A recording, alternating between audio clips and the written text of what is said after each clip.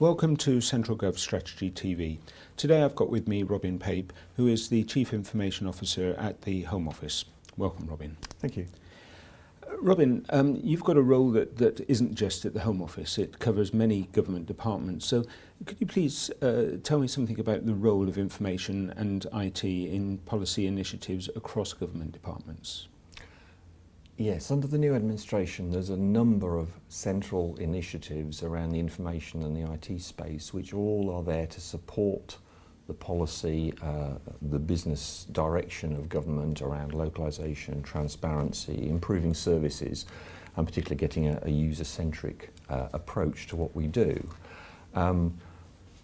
The transparency agenda very much obviously is about getting data out there so that whether you're an organisation in central government, local government, or a private entrepreneur, you can make use of the information which we hold. And across government we hold a vast amount.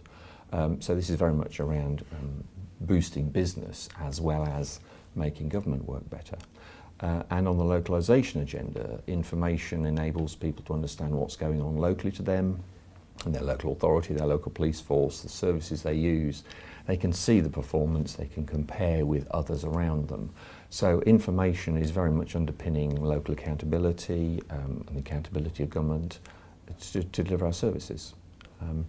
Also, of course, we can get information from citizens and users using things like social media. So it's not just a question of pushing information at people, it's a question of getting feedback from them and interacting with our users, the public.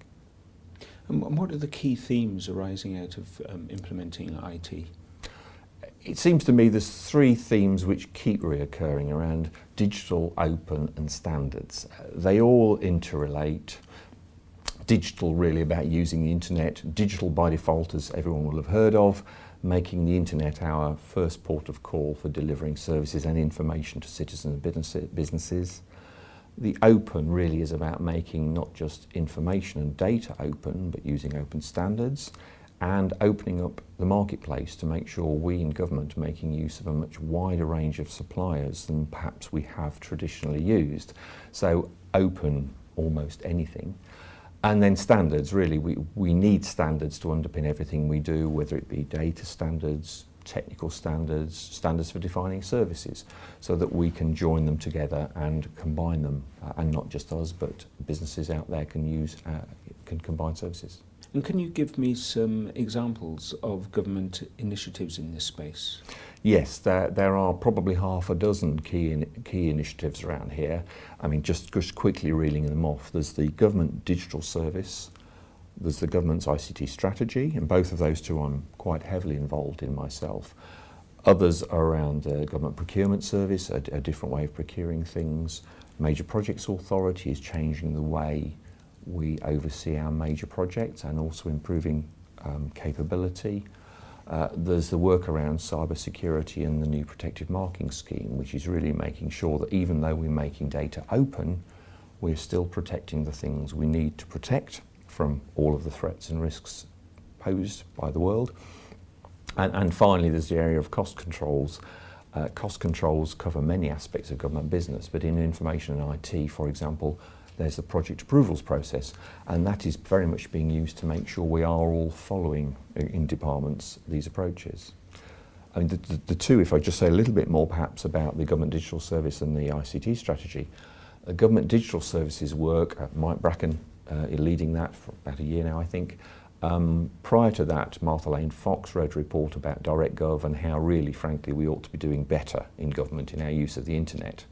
That was a sort of call to arms, really, led to the creation of Government Digital Service. They've been ramping up over about the last year and are driving forward transparency of data and a digital by default agenda, which is really about, as I say, about getting all of our services in government onto the internet as the channel of choice, recognising that not everybody can always use the internet, but making sure there are we get most people using the internet, where they really can't, there are means of helping them to get those services. So that's all leading towards gov.uk, sorry, which is the new interface into government on the internet.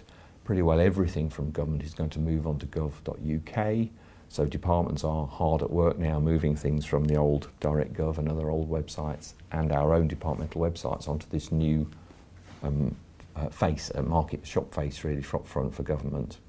And so there will be a digital strategy very shortly for government, and each department will then also be producing our own. So government digital service is very powerful in making sure that the data and the services are online. The government ICT strategy is very much underpinning that with a sort of common infrastructure across government. So with things like the Public Services Network, PSN, most people have heard of that, delivering common network services.